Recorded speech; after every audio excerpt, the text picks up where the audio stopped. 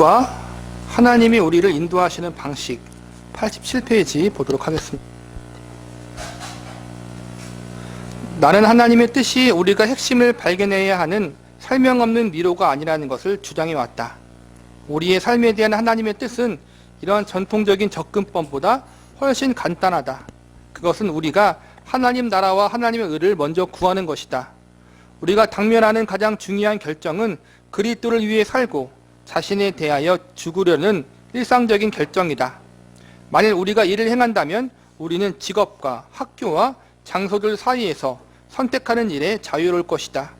하나님은 우리가 미래에 대해 몰두하는 것을 멈추고 하나님이 지탱하고 계신 미래를 우리가 신뢰하기를 원하신다. 우리는 소동성과 완벽주의, 완벽한 성취에 대한 추구를 그만두고 계속해서 우리의 삶을 살아가야 한다. 하나님은 우리가 사전에 해독하도록 의도된 삶에 대한 특정한 계획을 가지고 계시지 않는다. 여기서 주목해야 할 것은 뭐예요? 우리가 해독해야 되는, 암호를 해독하듯이 하나님의 뜻을 해독해야 하는 그러한 뜻을 갖고 계시지 않는다는 거예요.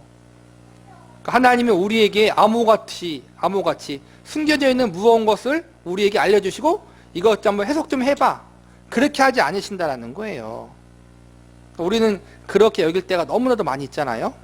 감추어진 것, 하나님의 뜻은 감추어져서 우리가 열심히 기도해서 그것을 알아내야 하는 것처럼, 그게 아니라는 거예요. 이 점에 대해서 당신들 가운데 어떤 이들은 이렇게 말할지도 모른다. 그거 굉장하네요. 저도 동의합니다. 하나님의 뜻에 대한 이러한 접근은 자유로워요. 하지만 여전히 제게는 많은 선택들이 있습니다. 이것은 하나님이 내가 결정을 내리는 것을 전혀 돕지 않을 것이라는 뜻인가요? 하나님은 제 삶의 중요한 일들에 전혀 관여하지 않는 그저 먼 곳에 있는 신일 뿐인가요? 이는 정당한 질문이며 하나님의 인도에 대한 관한 질문이다. 따라서 여기서 분명히 하자. 나는 하나님이 우리의 의사결정을 인도하신다고 믿는다. 그러나 이 말의 핵심 단어에 주목하라. 하나님은 우리의 의사결정을 인도하신다. 나는 하나님은 우리가 우리 삶에 관한 하나님의 계획을 발견하기를 기대하신다라고 말하지 않았다. 이 두 문장 사이의 차이점은 엄청나다. 우리는 하나님이 어떻게 우리가 삶에서 내려야 하는 모든 결정을 미리 우리에게 드러내시는지에 대해 말하고자 하는 것이 아니다. 그리스도인이 하나님께 기도하고 우리가 내려야 할 결정에 대해 그것들이 설사 윤리적 문제와 상관없는 결정이라 하더라도 하나님의 지혜를 구하는 것은 정당한 일이다. 그것은 잘못된 생각이 아니다. 잘못된 생각은 바로 당신이 발견해내야만 하는 단 하나의 올바른 해답이 있다고 생각하기 때문에 윤리와 상관없는 결정을 실제 이상으로 더 중요하게 다루는 것이다. 하나님의 인도하심을 구하라는 거예요. 이해하셨죠? 당연한 거잖아요, 여러분. 우리가 살면서 하나님의 인도하심, 하나님의 주권적인 여러 가지 하나님의 간섭하심 가운데 또 우리가 여러 가지 삶을 살아감에 있어서 가장 선한 길로 하나님, 유익한 길로 인도하 주시옵소서라고 기도하는 것은 옳아요. 그런데 이것은 옳은데 잘못된 방법이 뭐예요? 또 하나? 하나님께서 내가 발견하고 해독해야 할 무언가의 뜻이 있다고 여기고 그것을 발견하기 위해서 우리의 에너지를 쏟는 일이 건강치 못한 신앙생활이라는 거예요. 하나님, 저를 향한 주님의 뜻이 무엇입니까? 계획이 무엇입니까? 라고 묻는 건 좋은데 뜻과 계획에 대해서 하나님께서 구체적으로 알려달라고 묻는 게 문제라는 거예요. 하나님은 뜻과 선하신 계획에 따라서 내 삶을 인도해 주시옵소서라고 기도하는 건 옳은데, 그러니까 인도하심과 지도하심을 구하는 것은 맞지만 구체적으로 어떠한 뜻을 발견하기 위해서 우리가 기도하는 것은 건강치 못한 경우가 많다는 거예요. 그래서 우리가 성경에 나오잖아요. 우리에게 하나님은 지혜를 구하라 하잖아요. 지혜를. 하나님께 지혜를 구하면서 하나님의 바른 지도와 인도하심을 구하는 것, 이것이 하나님의 올바른 인도하심을 받는 성도들의 삶이라는 거예요. 이게 지금 이 다음에 공부할 게 뭐냐면은 하나님의 인도하심의 방식에 대한 두 가지가 있다라는 거예요. 하나는 일반적인 인도하심, 보편적인 인도하심의 방식이 있고 두 번째는 특별한 인도하심의 방식이 있어요. 우리가 다 알겠죠, 여러분? 근데 이제는 오늘은 일반적인 인도 방식에 대해서 배우고 다음 시간에는 특별한 인도하심에 대해서 배울 거예요. 근데 결론을 말하자면 하나님께서는 우리의 삶을 보편적으로 인도하셔요. 보편적으로. 그런데 간혹 가서 중요한 일이 있을 때 하나님이 특별하게 일하실 때가 있어요. 이 균형이 중요해요. 우리의 삶이 100이라 치면은 하나님이 90 정도는 보편적으로 일하세요. 근데 10 정도는 특별하게 일하실 때가 있어요. 근데 문제는 너무 특별한 걸 원하다가 우리가 그거에 목매어서 신비적인 방법으로 신비적인 것을 추구할 때가 있다는 거예요. 그걸 조심해야 돼요. 특별한 건 언제나 특별한 거예요. 특별한 건 다른 말로 정상적인 것이 아니라는 거예요. 우리는 하나님이 정상적으로 인도하시는 보편적인 방법을 위해서 기도하고 인도하심을 구하며 나아가야 되지, 특별한 것, 비정상적인 것을 추구하고 그것을 너무 몰두하면 안 돼요. 반대로 하나님이 일반적으로 우리를 인도하시는 것을 믿지만 그렇다고 해가지고 하나님께서 비상하게 우리의 삶을 인도하신다는 것을 부정해서는 안 돼요. 그 사이에 균형을 잘 잡아야 된다는 거예요. 오늘은 일반적인 인도 방식에 대해서 배울게요. 89페이지. 우리가 혼란스러울 때마다 하나님이 우리에게 무엇을 하라고 지시하시기를 기대하는 것 또한 잘못된 생각이다. 아까 말한 거죠? 히브리서 1장 1절에서 2절은 하나님이 새 언약 속에서 우리가 어떻게 말씀하시는지를 이해하는 것이 핵심이다. 옛적 선지자들을 통해서 여러 부분과 여러 모양으로 우리 조상들에게 말씀하신 하나님이 이 모든 날 마지막에는 아들을 통하여 우리에게 말씀하셨으니 이 아들의 만유의 상속자로 세우시고 또 그로 말미암아 모든 세계를 지으셨느니라. 이 두 구절은 히브리서의 나머지 부분의 문맥 속에서 읽으면 하나님이 당신의 백성을 어떻게 인도하시는지에 대한 귀중한 통찰력을 갖게 된다. 히브리서 기자는 하나님이 많은 방법으로 그의 백성에게 말씀하신다라고 설명한다. 하지만 하나님은 이제 그 아들 예수 그리스도를 통해 당신의 온전하고 완벽한 계시를 말씀하신다. 구약에서 선지자들을 통해서 또 여러 하나님이 세우신 하나님의 사람들을 통해서 하나님이 신비한 많은 기적들을 베푸셨잖아요. 그렇잖아요? 꿈, 환상, 이적, 여러 가지 일들. 그 모든 것들의 중심은 뭐예요? 결국에는 예수 그리스도라는 거예요. 예수 그리스도가 완벽한 하나님의 계시고 마지막 계시라는 거예요. 우리가 히브리서의 서두를 보게 되듯이 하나님이 아들을 통해 하시는 말씀에는 그리스도의 인성 속에서의 신적 계시, 즉 예수님이 하나님이 어떠한 분이신지를 보여주시는 것이 포함될 뿐 아니라 성경 안에서 말씀하시는 그리스도의 영을 통한 신적 계시가 포함된다. 아마 이것은 조금 혼란스러울지 모른다. 그러므로 단계별로 주장을 펼쳐보겠다.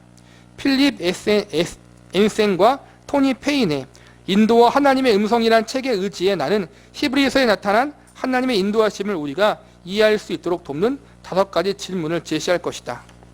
진술 첫 번째, 하나님은 언제나 보이지 않는 하나님의 섭리로 우리를 인도하신다. 이것은 모든 일을 그의 뜻의 결정대로 일하시는 하나님이라는 에베소서 1장 11절을 다르게 표현한 것이다. 하나님이 당신을 지금 그 자리에 두신 데에는 이유가 있다. 하나님이 이번 주에 당신에게 성공을 주신 데에는 이유가 있다. 하나님이 이 주에 당신의 삶에 어려움이 있게 하신 데에도 이유가 있다. 모든 일에 보이지 않는 섭리의 손이 아주 작은 일에 이르기까지 막후에서 사랑 가운데 당신의 삶을 인도하고 계신다. 우리는 종종 하나님의 인도하심이란 하나님이 우리 귓가에 비밀스러운 계획을 속삭이시는 것이라고 가정한다.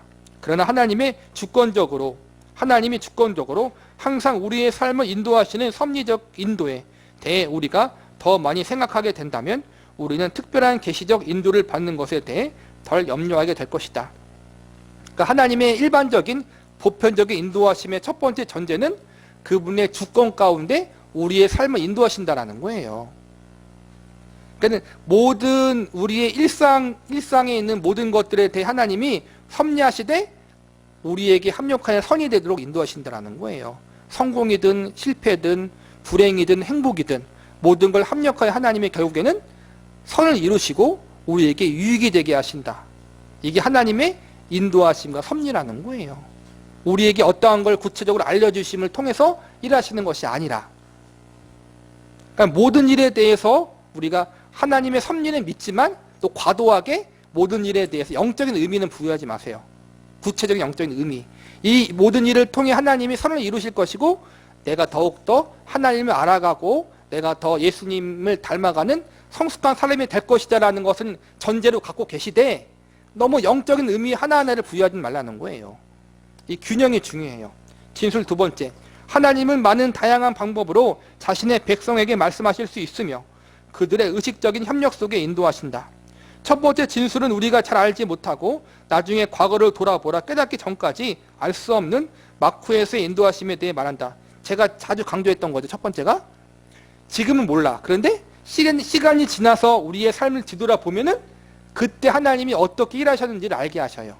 이게 하나님의 보편적인 인도하심이라는 거예요. 이 두 번째 진술은 보이지 않는 섭리의 손이 아니라 우리의 의식적 협력 속에서 우리와 소통하시고 우리를 인도하시는 하나님의 음성이라는 또 다른 방식의 인도에 대해 말한다. 히브리서 1장은 하나님이 여러 가지 서로 다른 방법으로 하나님의 백성에게 말씀하셨다라고 말한다.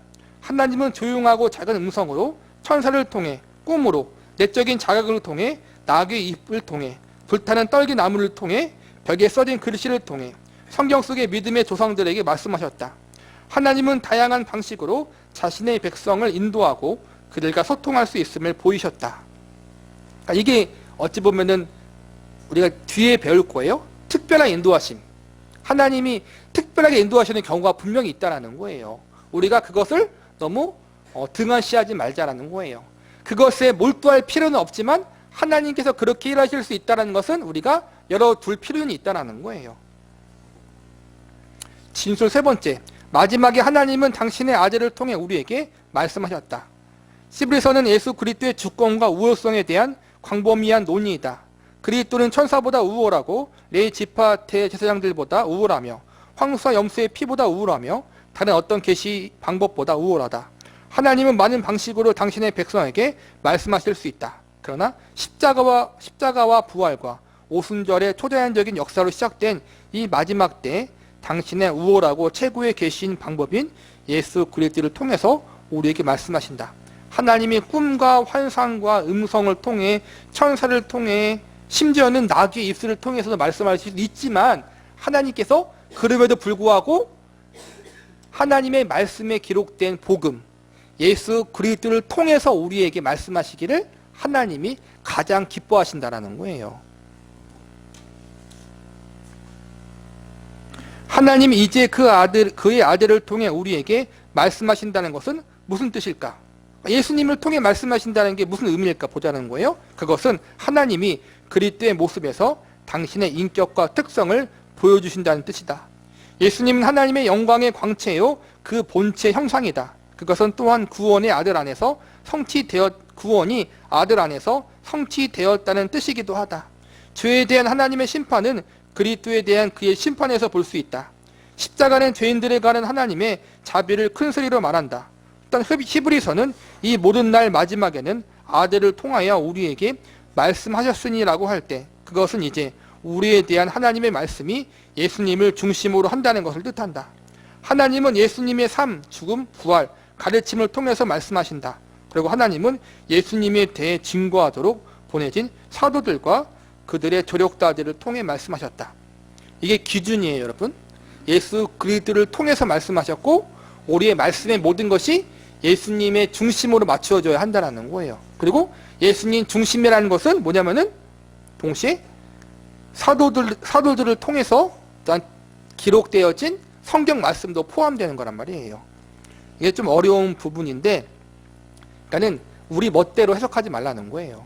하나님의 뜻에 대해서 내 느낌대로, 내 직감대로, 내 마음의 감동대로 너무 멋대로 해석하지 말고 예수 그리스도라는 중심을 가지고 하나님의 뜻에 대해서 우리가 해석하고 발견하고 적용해야 된다는 거예요. 그리고 그 예수 그리스도의 중심에는 하나님의 말씀이 있고 성경 말씀이 있는 거예요.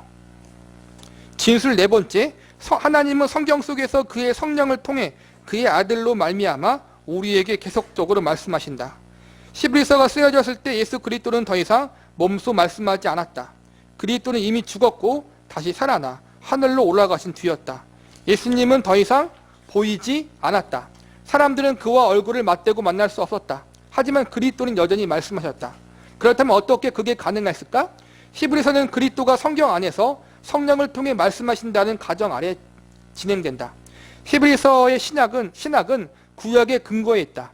사실 거기에는 구약에 대한 여러 개 소주제가 있다. 히브리서 2장에는 시편 2편이, 5장에서 7장에는 시편 110편이, 8장에서 9장에는 에레미야 31장이, 10장에는 시편 40편, 3장에서 4장에는 시편 95편이 설명되어 있다. 이들 중 3장에서 4장에서는 기자는 불신앙에 대해 경고한다. 또한 시편 95편을 인용하여 너희가 오늘 그의 음성을 듣거든 너희 마음을 완악하게 하지 말지어다라고 말한다. 이 점에서 당신이 직접 성경을 펼쳐 히브리서 기자가 구약의 본문을 어떻게 사용하는지를 보는 것이 좋은 생각이다. 히브리서 3장 7절에서는 기자는 성령이 이르신 바와 같이라고 쓰고 그런지 시편 95편을 인용한다. 그러니까는 지금 히브리서 아까 우리가 말한 것처럼 말한 그 히브리서 기자의 증언, 예수 그리스도를 통해서 하나님의 뜻을 발견하고 적용하라는 것은 결국에는 하나님 말씀, 이미 기록된 성경을 통해서 하라는 거예요. 이 신약 성경이 기록될 당시에는 구약만 완성되었지만 오늘날 우리에게는 구약과 신약이 같이 완성되었잖아요. 성경을 기록한 사람이 누구예요? 기록한 분이 누구예요? 성령님이잖아요. 성령님. 성경의 저자는 성령님이라는 거예요. 그러므로 아까 말했듯이 내가 스스로 감동해서 성경을 해석하고 적용하는 것보다는 성령 하나님이 기록하게 하신 성경 말씀을 중심으로 하나님의 뜻을 발견하고 적용하는 것이 옳다라는 거예요. 성경의 저자인 성령님, 또 우리 마음 가운데 감동하시는 분도 성령님이시잖아요. 그렇죠? 성령님은 우리가 하나님에 대해 배울 때 신실하시다라고 얘기하잖아요. 신실하다라는 것은 변치 않는다라는 거예요. 성령님도 동일해요. 변치 않으세요. 성경을 기록한 성령님께서 우리 마음에 감동하실 때 성경의 말씀과 다르게 감동하시면 그것은 올바른 감동이 아니겠죠? 하나님은 신실한 분이시기 때문에 왔다 갔다 안 하신다라는 거예요. 그래서 성경 말씀이 늘 중심이 되어야 된다는 거예요.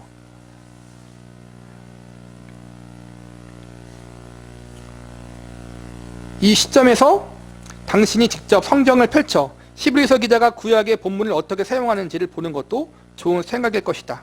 히브리서 3장 7절에서 기자는 성령이 이르신 바와 같이라고 쓰고 그런지 시편 95편을 인용한다. 놀랍게도 히브리서보다 1000년이나 전에 쓰여진 이 성경 말씀은 성령이 이르신 바라는 말로 소개되어 있다. 성경은 죽은 문자가 아니다. 하나님은 성경 안에서 말씀하실 뿐 아니라 성경을 통해 지속적으로 말씀하신다. 그것이 히브리서 3장 7절 뒤에 깔린 가정이다. 히브리서 3장의 나머지 부분과 4장은 그저 시편 95편에 대한 주석일 뿐이다. 시편 기자가 세 번째로 오늘 너희가 그의 음성을 듣거든 너희 마음을 완고하게 하지 말라라고 말하는 3장 15절, 4장 3절, 7절에서 다시 언급된다. 이 음성은 우리는 어디서 듣는가? 그것이 바로 우리에게 중요한 질문이다. 그러니까 이게 좀 내용이 계속 어려워지는데 제가 미리 정리하자면 아까 말한 것처럼 성령이 우리에게 말씀하시는 음성을 들으라는 것은 우리가 하나님께 기도해서 신비적으로 계시받아서 마음의 감동을 주신 것이 아니라 성령 하나님이 기록하신 성경 말씀을 통해 들으라는 거예요, 여러분. 이거 오해하지 말라는 거예요. 그리고 예수 그리스도를 통해서 말씀하신다는 뜻도 결국에는 성경을 통해 말씀하신다는 거예요. 그러니까 우리가 보고 있는 66권의 성경 말씀을 통해서 하나님의 뜻을 발견하고 적용하라는 거예요. 결론을 말하자면 이게 보편적인 하나님의 일하심이고 인도하심이라는 거예요. 이 음성을 우리는 어디서 듣는가? 그것이 바로 우리에게 중요한 질문이다. 우리는 이미 하나님이 마지막 때 그의 아들을 통해 말씀하시고 성령이 성경 안에서 여전히 말씀하신다는 것을 살펴봤으며 이제 더 나아가 하나님이 성경 안에서 지속적으로 말씀하신다는 확증을 얻는다. 따라서 시편 95편에 대한 이 작은 주석을 끝맺으면서 히브리서 4장 12절은 하나님의 말씀은 살아있고 활력이 있어 좌우에 날선 어떤 검보다도 예리하여 홍과 영과 및 관절과 골수를 찔러 쪼개기까지 하며 또 마음의 생각과 뜻을 판단하니라고 말한다. 결국 히브리서 1장에서 4장의 주장은 이렇게 진행된다. 하나님은 많은 방법으로 말씀하실 수 있다. 두 번째, 이 마지막 때 하나님은 아들을 통해 말씀하셨다. 세 번째, 하나님은 살아 움직이는 하나님 말씀 속에서 역사하시는 성령을 통해 아들로 말미암아 우리에게 말씀하신다. 이것은 하나님의 인도에 관한 마지막 진술로 우리를 이끈다. 진술 다섯 번째, 하나님은 성경을 통해 역사하시는 성령과 별개로 우리를 인도할 다른 어떤 수단을 사용하시겠다라고 약속하지 않으셨으며 우리도 그것을 기대해서는 안 된다. 그러니까 이게 진술 다섯 번째가 결론이에요. 결론. 성경 말고 하나님이 다른 걸로 우리를 인도하시려고 하지 않으신다라는 거예요. 다른 걸로 인도하실 수 있어요. 그런데도 불구하고 하나님은 성경 말씀을 통해 우리를 인도하시기로 결정하셨다라는 거예요. 그게 어디에 나왔어요? 성경 말씀에 그렇게 나왔다라는 거예요. 하나님의 신비적인 일하심을 부정하는 게 아니에요.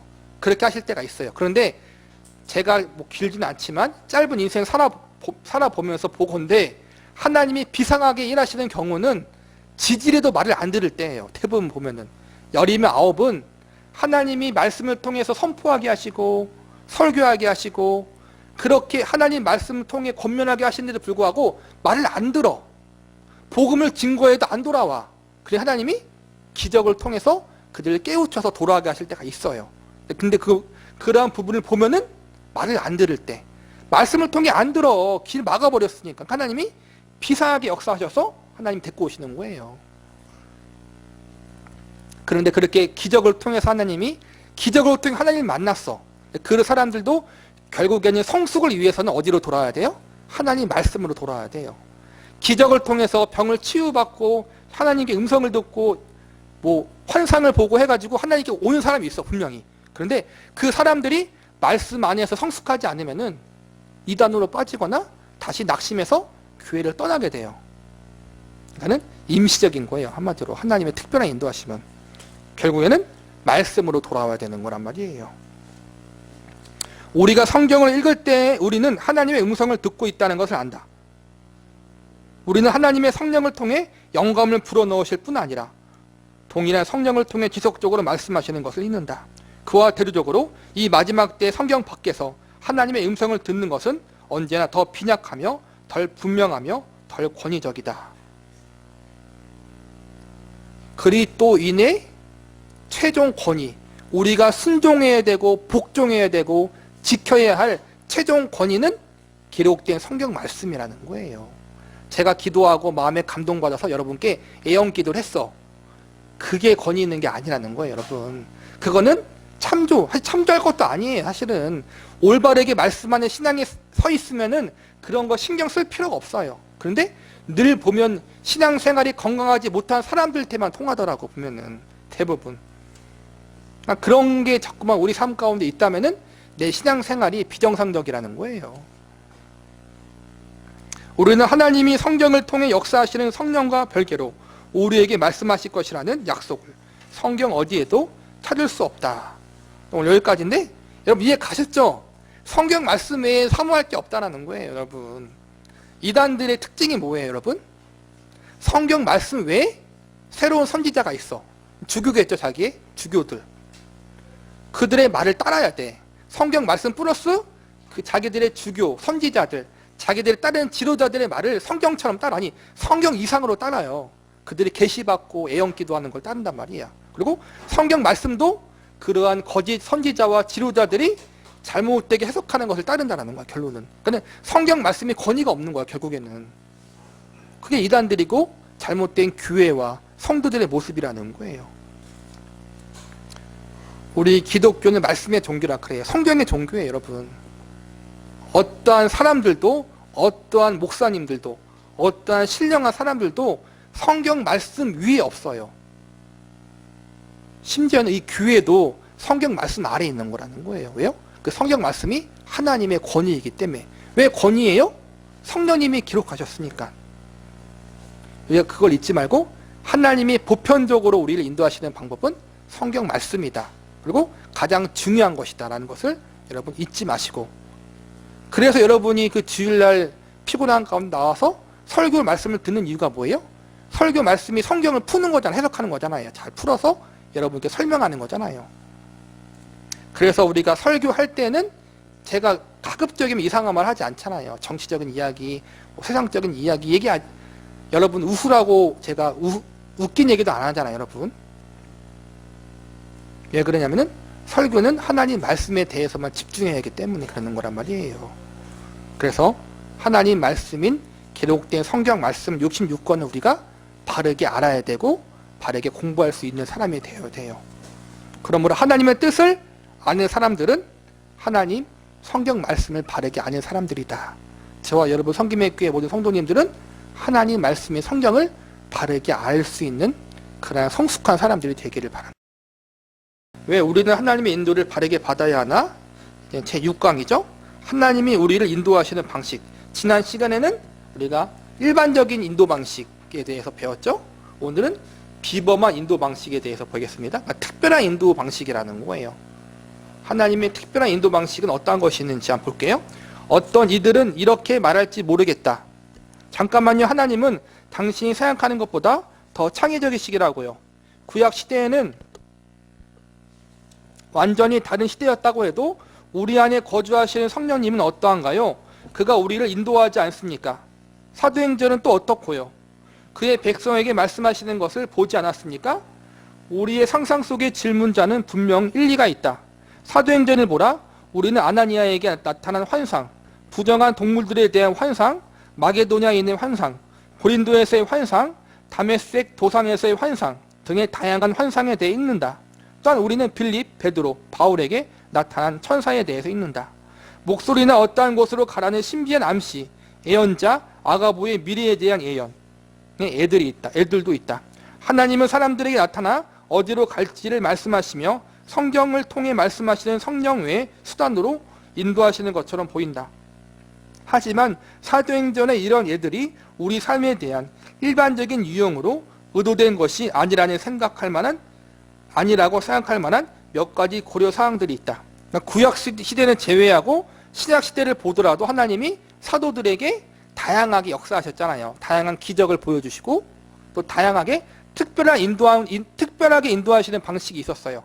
천사를 보내기도 하고 환상을 보여주시기도 하시고 그런 게 분명히 있었다라는 거예요. 그런데 이제 오늘 배울 것은 뭐냐면은 하나님이 그렇게 특별하게 역사하시는 경우가 분명히 있다는 것은 우리가 알고 있어요. 그런데 그게 보편적인 것은 일상적으로 우리가 경험하는 것은 아니라는 것도 알고 있으라는 거예요. 왜 이것이 일상적인 것이 아니었나 볼게요. 첫 번째, 이러한 특별계시 사례들은 사도들에게조차도 일반적인 것이 아니었음을 아는 것이 중요하다. 바울의 예를 들어보자. 때때로 하나님은 그에게 어디로 가라고 직접 말씀하셨지만 대부분의 경우 바울은 우리처럼 결정을 내렸다. 그는 성령과 우리는 옳은 줄 알았노니 라는 좀 모호한 표현을 사용했다. 거의 모든 경우에 그는 그저 어디로 가고 어떻게 갈지를 결정했다. 고린도전서 16장에서 그는 내가 그곳에 도착하면 소개를 하겠다. 만일 그게 괜찮다면 몇몇 사람들이 나와 동행할 것이다. 마게도냐에 다녀온 후에 너희에게 가겠다. 어쩌면 겨울까지 그곳에 머무를 것이다. 만일 주님이 허락하신다면 좀 더 시간을 갖고 싶다. 그런지 좋은 기회가 생기면 에베소서로 가려고 한다. 며 평범하고 기본적인 계획을 세웠다. 그러니까는 하나님이 이렇게 하라 그랬다. 그게 아니라 뭐예요? 사도 바울도 기도하면서 계획을 세웠다라는 거예요. 그리고 그 계획대로 결정했다라는 거예요. 대부분 그렇게 했다라는 거예요. 우리는 사도들이 거의 매일 천사들의 환상을 보고 꿈으로 무엇을 할지에 대해 지시받기를 기다렸다는 인상을 받지 않는다. 몇 번의 예외적인 경우를 제외하고 바울은 그의 삶에 도덕과 무관한 사항들에 대해 계획을 세우고 전략을 세우고 혼자서 결정을 내렸다. 이해 가셨죠? 분명히 성경에 보면은 특히 신약 성경의 사도행전에 보면은 많은 기적들이 있어요. 이적들이 있어요. 하나님의 특별한 인도하신 방법이 있어요. 그런데 그 경우를 보면은 전체에서 많지 않다라는 거예요. 사도 바울도 그랬고 사도 바울의 인생 가운데에서 손에 꼽을 정도였어요. 하나님의 특별한 인도한 방식은. 마찬가지 우리도 우리의 삶 가운데 우리가 100년을 살지 80년을 살지 모르지만 그 가운데 하나님의 특별하게 인도하시는 비범한 방식은 많지 않다라는 거예요. 대부분은 뭐예요? 평범하게 일반적인 방법으로 인도하신다라는 거예요. 그걸 우리가 간과하지 말라는 거예요. 그러므로 너무 특별한 것에 몰두하지 말라는 거예요. 둘째, 우리가 사도행전의 특별 계시들의 예들, 환상, 천사, 목소리, 내적 암시 등 신중히 살펴보면 우리는 매우 중요하고 일관적인 사실을 알아차리게 된다. 비범한 인도 방식을 그들이 추구하지 않았다는 것이다. 사도들이 분명히 하나님의 특별한 인도하심을 많이 받았지만, 여러 번 받았지만 그걸 추구하지 않았다는 거예요. 그것에 목매이지 않았다는 거예요. 여러분, 주님 오늘도 음성을 들어주십시오. 음성을 내려주십시오. 천사를 보내서 나에게 알려주십시오.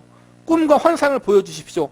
그렇게 기도하지도 않고 그것을 추구하지도 않았다는 거예요. 그러면 하나님이 필요할 때 그렇게 하셨지, 그들이 기도함으로 그렇게 구체적으로 이렇게 해주세요라고 강구함으로 해주신 것이 아니라는 거예요. 즉 특별한 인도 방식은 뭐예요? 누구 마음대로 하는 것이다? 하나님 마음대로 하는 것이다라는 거예요. 우리가 그것을 하나님 앞에 인위적으로 이끌어낼 수 없다라는 거예요. 이게 정말 중요해요. 인위적으로 우리가 어떻게 함으로 하나님의 특별한 무엇인가를 받아낼 수 없다. 이걸 우리가 기억해야 돼요. 하나님이 여전히 우리에게 직접적이고 놀라운 방식으로 말씀하실 수 있다는 것을 부인하는 것이 아니다. 물론 언제나 성경에 의해서 입증되어야 하지만 나는 하나님이 여전히 환상을 통해 말씀하실 수 있다고 믿는다. 내가 말하고자 하는 유지는 신약에서의 이런 특별한 방식이 말 그대로 특별한 사례라는 것이다. 하나님이 드문 경우 우리를 이런 식으로 인도하실 수는 있겠지만 우리가 이걸 하나님에게 기대해서는 안 된다. 그러니까는 이게 하나님이 일상적으로 내 삶 가운데 보여주시고 역사하시는 방법이 아니라는 것을 늘 알고 있어야 된다는 거예요. 그리고 우리가 감히 하나님 앞에 이렇게 해주세요, 저렇게 역사해 주세요라고 그렇게 요구할 수 없다라는 거예요. 하나님이 우리의 주인이시지, 우리는 하나님의 종이잖아요. 우리는 반대로 할 때가 있어. 내가 떼쓰고 막 40일 금식 기도하면서 애쓰면 하나님이 특별하게 뭔가 줄 것처럼 그렇게 할 때가 있다는 거예요. 그러지 말라는 거예요, 여러분. 하나님의 드문 경우 우리를 이런 식으로 인도할 수 있겠지만 우리가 이걸 하나님에게 기대해서는 안 된다. 우리는 하나님이 무엇을 하라고 지시하는 것을 듣기를 간절히 열망한 사람들에 대한 기록을 신약 성경에서 찾아볼 수 없다. 바울은 자신의 미래에 대한 어떠한 특별한 지식을 추구한 적이 없다. 하나님은 하나님의 도덕적 의지를 알고 순종하는데 깊은 관심을 갖고 있었던 걸로 보인다. 하나님의 도덕적 의지가 뭐예요? 성경에 나온 하나님의 말씀이에요. 그 말씀을 통해서 하나님이 무엇을 기뻐하고 무엇을 미워하시는지 알잖아요, 우리가. 그것을 지키기에 사도들도 그랬고 믿음의 선배들도 그 말씀에 따라서 하나님을 섬기기로 힘을 썼지 신비적인 무엇을 추구하고 그것을 얻어내려고 하지 않았다라는 거예요.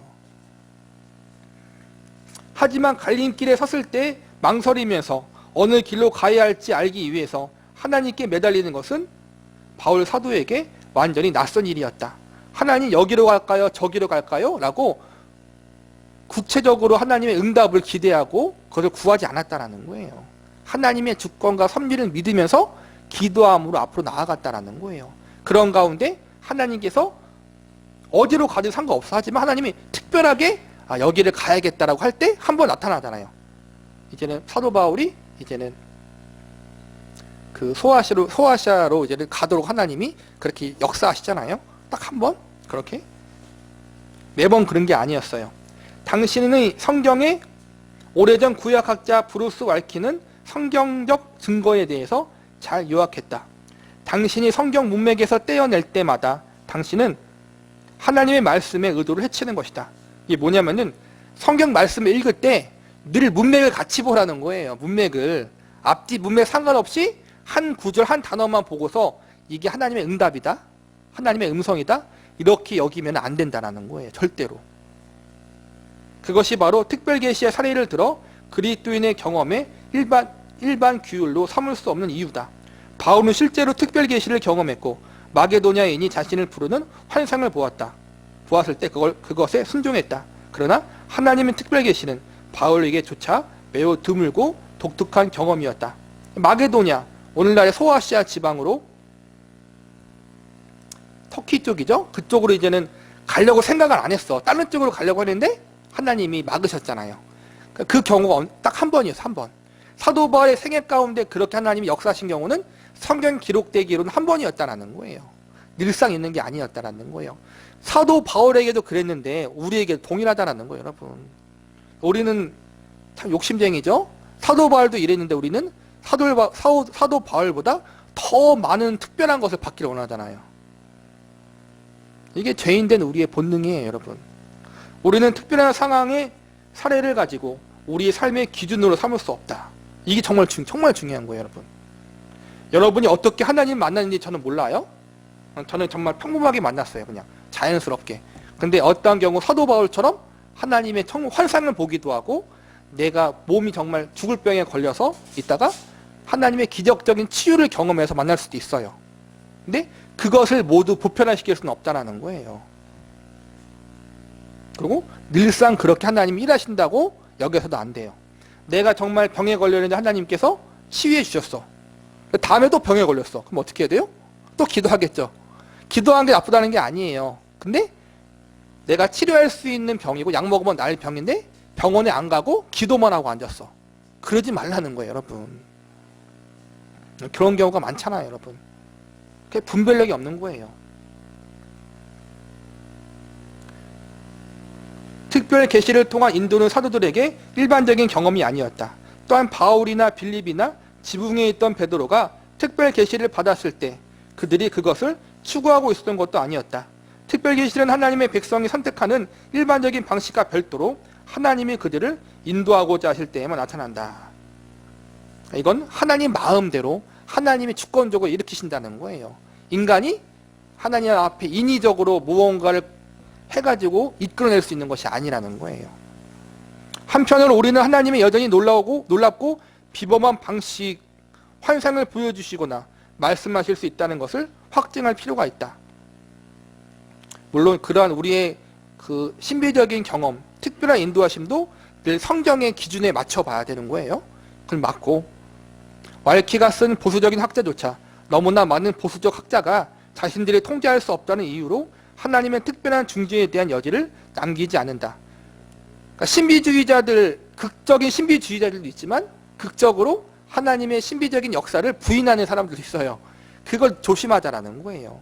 너무 신비적으로 갈 필요도 없고 반대로 하나님이 일하시는 신비적인 방법을 우리가 무시할 필요도 없다라는 거예요. 균형을 잡자라는 거예요. 우리는 하나님이 말씀하시게 강제할 수는 없지만 어쨌건 가끔 그분은 우리를 완전히 놀라게 하는 방식으로 말씀하신다. 가끔이에요, 가끔 여러분. 가끔. 늘 이걸 잊지 마세요. 하지만 또 한편으로 우리는 이런 방식이 드물고 하나님의 백성을 인도하는 일반적 수단으로 추구되어서는 안 된다는 것을 깨달아야 한다. 이해 가셨죠? 무슨 말인지. 너무 극단적으로 가지 말자라는 거, 양쪽으로. 너무 신비적으로도 가지 말고 또 반대로 너무 신비적인 것을 우리가 거부할 필요는 없어요. 늘 성경 말씀 가운데에서 잘 분별할 수 있는 우리가 되어야 돼요. 하지만 그럼에도 불구하고 아까 말한 것처럼 그 신비적인 하나님의 일하심, 특별한 것을 우리가 추구할 건 아니라는 거예요. 영적인 은사에 대한 지속적인 논쟁. 만일 당신이 신학적 논쟁의 세계에 익숙하다면 당신은 하나님의 인도라는 이 주제가 영적 은사의 문제와 관련이 있다는 것을 알 것이다. 한편에는 애연, 방언, 신유 같은 성령의 초자연적인 은사가 사도 시대 이후에 그쳤다고 믿는 기적 종신론자들이 있다. 또 다른 편에는 이 모든 성령의 은사가 우리 시대에도 여전히 행해진다고 믿는 은사주의자 혹은 은사 지속주의자들이 있다. 참 이게 어려운 문제예요. 오늘날도 은사가 있는가, 지속되는가, 은사가 끝났는가. 이 논쟁이 많이 있기도 한데, 근데 말했듯이 은사적인 부분을 제외하고 기적적인 부분에 대해서는 정확하게 우리가 이해해야 돼요. 하나님은 오늘날도 기적을 일으키셔요. 그런데 그것은 뭐예요? 하나님의 주권이에요. 우리가 인위적으로 일으키는 것이 아니라. 그러나 동시에 그런 기적들에 대해서 몰두할 필요는 없다는 거예요. 이게 건강한 입장이라는 거예요. 은사도 똑같아요. 배우겠지만 은사에 대해서 우리가 목매일 필요는 없어요. 그것에 추구할 필요는 없어요. 하나님 마음대로 하나님이 하는 거예요. 우리가 이래라 저래라 할 수 없다라는 거예요. 이 두 진영 사이에 상당한 차이점이 있지만 진영의 대표자들은 종종 하나님의 인도에 대해서는 거의 동일한 입장을 취한다.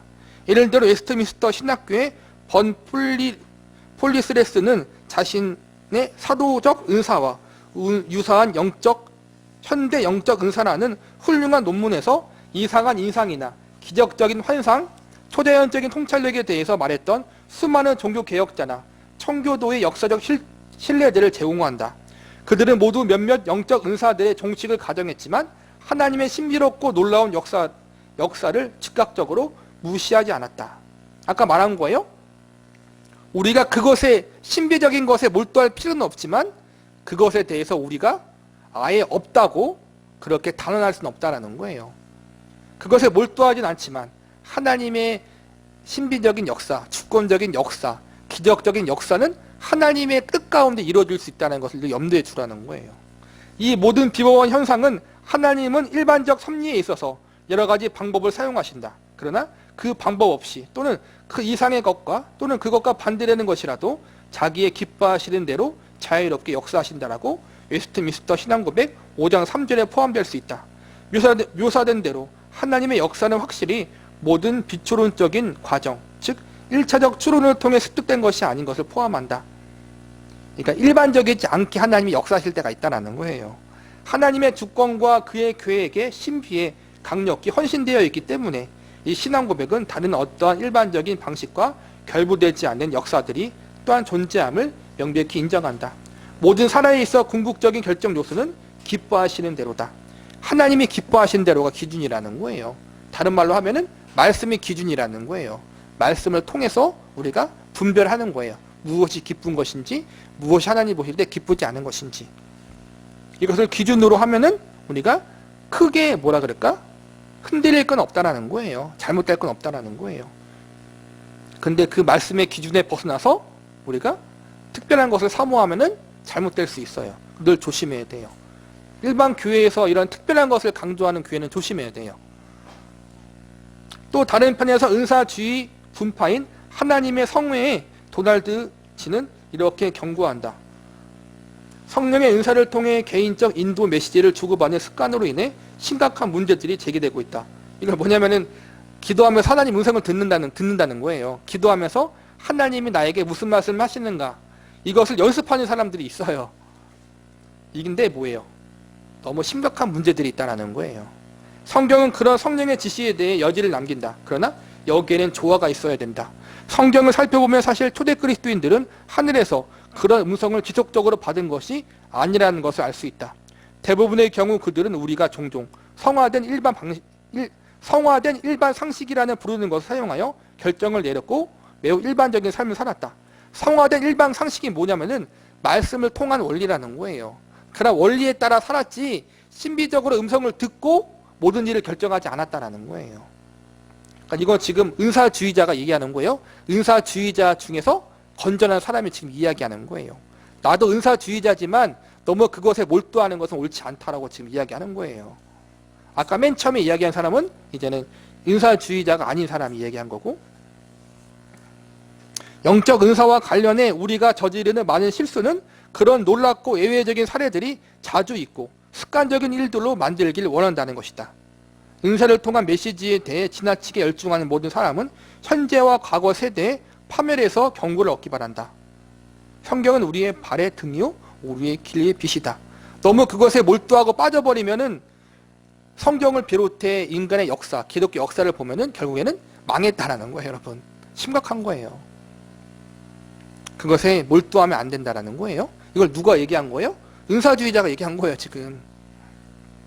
어떤 은사들은 종시되었다고 믿는 폴리스레스 같은 많은 성숙한 기적 종식주의자들은, 이 사람은 좀 이제는 은사를 믿지 않은 사람이에요. 이번 한 사람은. 그런데 그 사람이 뭐라 그러냐면은 또한 재빨리 하지만 그럼에도 불구하고 하나님은 우리를 놀라게 하신다. 은사를 믿지 않아. 그런데 불구하고 뭐라 그래요? 하나님이 하나님의 주권 가운데 기적을 일으킬 수 있다고 이야기한다는 거예요. 그러니까 균형을 잘 잡으라는 거예요. 균형을. 모든 은사의 지속성을 강조하는 지 같은 성숙한 은사주의자들은 재빨리 그러나 성경이 우리의 확실한 인도자라고 덧붙일 것이다. 이 두 입장 사이에는 여전히 차이점이 있지만 양 진영 모두 비슷한 지점에 도달한다. 즉 하나님은 비범한 수단들을 사용할 수 있지만 그것은 단어의 정의대로 일반적인 것에서 벗어나 있으면 기대해서도 안 된다는 것이다. 그러니까 은사를 믿지 않은 사람들도 뭐라고 얘기하냐면은 그럼에도 불구하고 하나님이 기적적으로 일할 수 있다는 걸 믿는다라는 거예요. 은사를 왜 부정하냐면은 은사라는 것이 하나님의 기적을 믿지 않는 것이 아니라 사람이 하나님의 능력을 받아서 그 기적을 일으킨다는 거예요. 은사는 그걸 부정한다라는 거예요. 사람이 능력받아 기적을 일으키는 것이 아니라 하나님이 주권적으로 일으키신다. 이게 건강한 자세예요. 사실은 저도 마찬가지고. 그리고 건강한 은사자들도 하나님의 기적에 대해서 뭐라 그러냐면은 말씀에서 벗어나면 안 된다. 그렇게 이야기하고 있다는 거예요. 이걸 우리가 잘 기억해야 돼요. 왜 우리는 하나님의 뜻에 관한 이 책에서 이것을 논의할까? 왜냐하면 나는 올바른 결정을 내리기 위해 성경에 게시된 대로 하나님의 뜻을 추구하는 것에 대한 이 책에서 내가 말하는 모든 것과 마찬가지로 누군가 주님의 음성을 들었다고 주장할 때마다 내가 그것을 의심한다고 당신이 생각하지 않기를 원하기 때문이다. 그러니까 하나님의 음성을 들었다고 오해하진 않지만 또 그것에 대해서 너무 추구하진 않는다는 거예요. 솔직히 나는 이런 주장이 압도되지 않는다. 만일 당신이 하나님의 음성을 들었다고 생각한데도 나는 당신을 정신병원에 가둘 생각도 당신이 들었다고 믿는 것을 무조건 축복할 생각도 없다. 하나님의 직접적인 음성을 듣는 것은 중요하다고 정당할 수 있겠지만 나는 분명히 주님으로부터 특별한 느낌이라는 것을 성경에서 발견하는 확실한 말씀보다 더 특별하게 다루지 않을 것이다. 그러니까 어떠한 기적이 일어나고 어떠한 하나님의 신비한 것을 경험하고 심지어는 음성을 듣고 환상을 봤어. 근데 그것에 대해서 이 저자가 반기를 들진 않겠다라는 거예요. 하지만 그것이 하나님 말씀보다 중요하지 않다는 거예요. 그러니까 결론은 무엇이냐? 하나님 말씀이 제일 중요하다는 거예요. 그리고 그것이 기준점이라는 거예요. 여러분 이것을 잊지 않기를 바라요. 여러분 하나님 말씀이 우리가 순종해야 되고 지켜야 되고 들어야 할 유일한 권위예요. 유일한 권위. 나머지들은 우리가 참조하는 것 뿐이에요. 그 이상의 권위는 없어요. 제가 이런 얘기를 좀 강조하는 이유는 제가 자주 이야기하잖아요. 설교 시간에. 저도 옛날에 애언기도에 빠졌다고. 목사님들 찾아가면서 애언기도 받고 다녔다고. 근데 그게 결론은 덕이 안 되더라고요. 덕도 안 되고 신앙생활에 유익이 없더라고요. 여러분. 맞지도 않고. 애언기도뿐만 아니에요. 내가 기도하면서 경험하는 것도 마찬가지예요. 궁극적으로는 그것이 나와 하나님과의 관계에서 나를 건강한 자리에 이끄는 것인가, 내가 예수 그리스도를 닮아가는 것에 도움이 되는 것인가, 많은 사람들에게 덕을 끼치는 것인가, 그것이 교회와 가정을 바르게 세우는 것인가를 잘 점검해 보세요. 여러분 그것에 부합하지 않으면 그건 필요 없는 거예요. 여러분 그리고 제일 중요한 성경 말씀의 기준에서 늘 점검할 수 있는 우리가 되어야 해요.